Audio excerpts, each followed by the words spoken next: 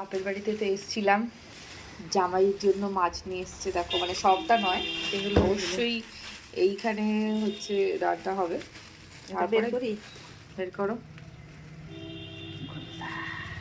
দাঁড়ালা চিংড়ি মাছ। দাঁড়া, উপর থেকে দেখা যাচ্ছে না ভালো করে, উপরে তুলতে হবে না, এমনি ওখানেই দেখাও।